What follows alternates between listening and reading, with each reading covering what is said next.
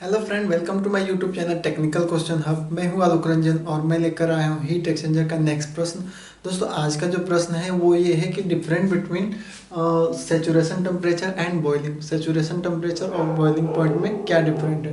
दोस्तों, मैं ये क्वेश्चन इसलिए लाया हूँ क्योंकि जो अपनी बॉइलिंग पॉइंट है, अगर वाटर के केस में लें तो वाटर के बॉइलिंग पॉइंट भी 100 डिग्री होती है और वाटर का जो सेचुरेशन टेम्परेचर है वो भी 100 डिग्री है। तो ये पूछा जाता है कि बॉइलिंग पॉइंट और सेचुरेशन टेम्परेचर में क्या डिफरेंट है।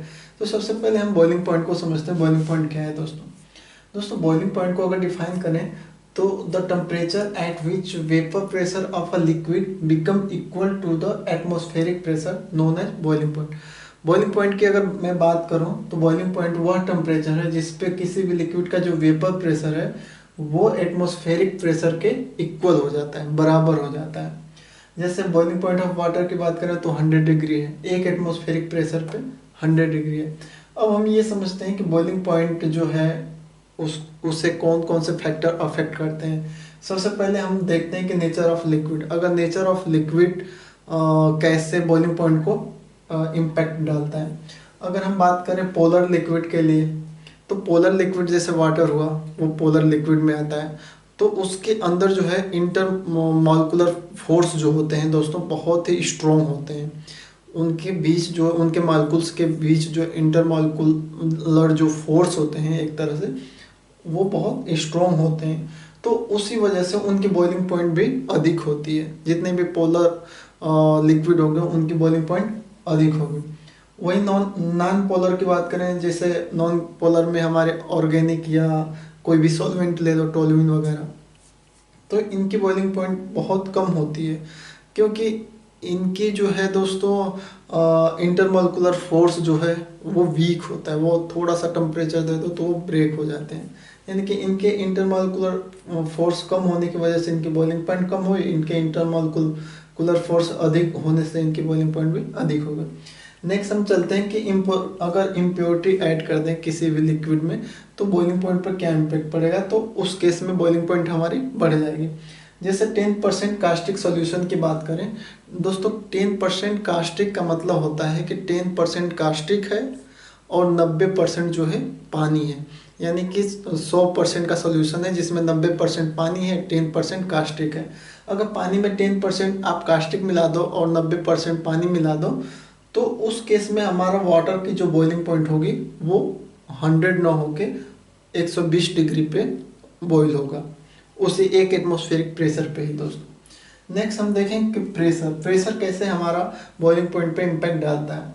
जब जब जो एक्सटर्नल प्रेशर है, जो भी किसी भी लिक्विड का जो प्रेशर है वो एटमॉस्फेरिक प्रेशर के बराबर हो जाएगा तो नॉर्मल बॉईल हो जाएगा। जैसे वाटर के केस में लें तो वाटर का जो वेपर प्रेशर है, जो वाटर का वेपर प्रेशर है एक्सटर्नल, वो जो है एटमॉस्फेरिक प्रेशर के बराबर होगा। तो उस केस में हमारा जो है पानी जो है 100 डिग्री पे उबल जाएगा। लेकिन जब हमारा वाटर का वेपर प्रेशर जो है अगर एटमॉस्फेरिक प्रेशर से ज़्यादा हो रहा है, यानी कि आप समझो कि एक एटमॉस्फेरिक प्रेशर हमारा है लेकिन हमारा जो वाटर वेपर है उसका जो प्रेशर है अगर 3 एटमॉस्फेरिक प्रेशर है या 5 एटमॉस्फेरिक प्रेशर है तो उस केस में बॉइलिंग पॉइंट भी बढ़ जाएगा। ये माना जाता है कि जो 5 केजी पर सेंटीमीटर स्क्वायर का अगर प्रेशर लगाया जाए किसी भी लिक्विड पे, किसी भी लिक्विड नहीं, वाटर पे, अगर वाटर का जो है वेपर प्रेशर जो है 5 केजी का होगा तो वो जो है 150 डिग्री पे बॉईल होगा। अगर उस पे एक्सटर्नल प्रेशर 5 केजी का हम देख के रखें वाटर पे तो उसका जो है बॉइलिंग पॉइंट 150 डिग्री होगा। वहीं अगर उसी पानी को हम नीचे कम वैक्यूम में रखें, जैसे 6 mmHg वैक्यूम दें तो उस केस में वही वाटर जो होगा 4 डिग्री पे उबलेगा।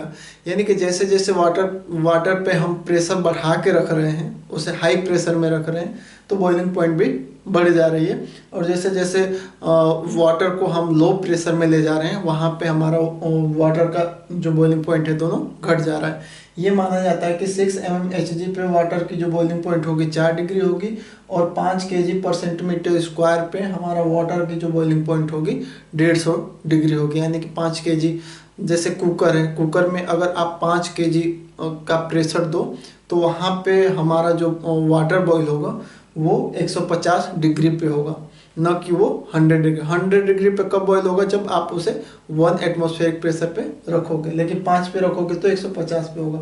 तो आई होप ये आपको समझ में आ गया। अब हम समझ गए कि बॉइलिंग क्या है, बॉइलिंग पॉइंट क्या है, और बॉइलिंग पॉइंट के फैक्टर्स कौन कौन से इम्पैक्ट डालते हैं। अब हम चलते हैं सैचुरेशन टेम्परेचर क्या होता है दोस्तों। सैचुरेशन टेम्परेचर क्या होता है? The temperature at which liquid convert into vapour, जिसे हम बॉइलिंग कहेंगे। बॉइलिंग किसे कहते हैं दोस्तों? जहाँ पे liquid convert into vapour, boiling कहेंगे। और अथवा वेपर कन्वर्ट इनटू लिक्विड, जैसे कंडेंसेशन कहते हैं। कंडेंसेशन में क्या होता है कि लिक्विड जो है, वेपर जो है लिक्विड में कन्वर्ट होता है, और is called saturation temperature, and corresponding pressure is called saturation pressure. दोनों है।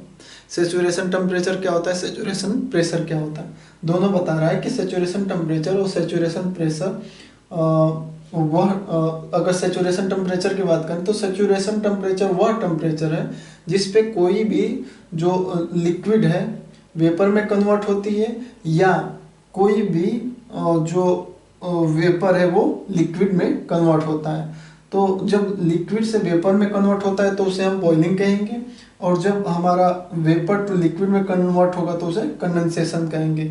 यानी कि कहने का मतलब ये है कि सैचुरेशन जो टेम्परेचर है, सैचुरेशन टेम्परेचर पे हमारा दोनों को एग्जिस्ट होता है। जैसे मैंने यहाँ आगे लिखा भी है कि जो जैसे हम सैचुरेशन टेम्परेचर ऑफ वाटर की देखें कि वाटर का सैचुरेशन टेम्परेचर क्या है, 100 डिग्री है। 100 डिग्री पे क्या होता है दोस्तों, इन this point two phase, water की टू फेज होती है, लिक्विड भी होता है।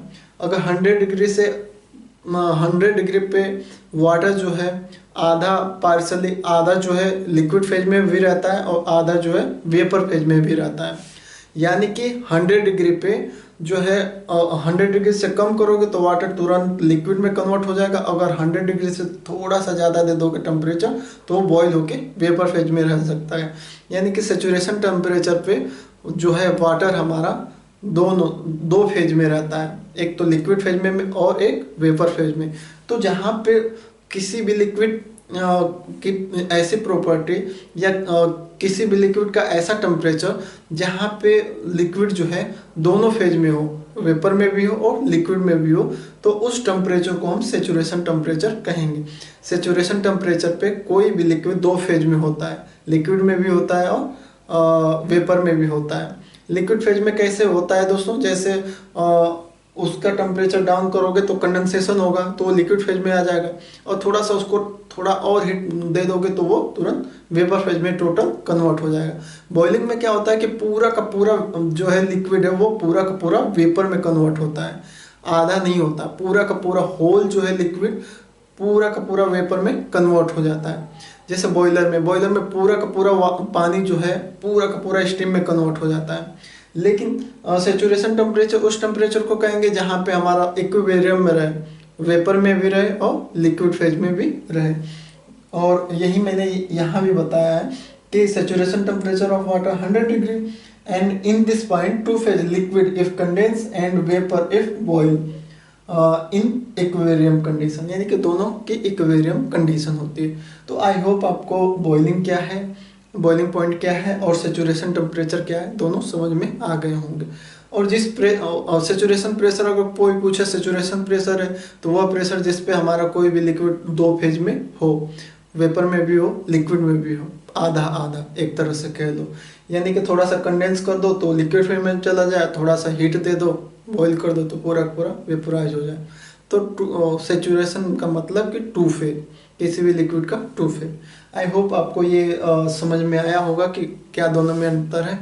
अगर कुछ इसमें और गलत है या कुछ भी है, अगर ना समझ में आए तो आप कमेंट करके बता सकते हो। वीडियो को देखने के लिए धन्यवाद। जय हिंद दोस्तों।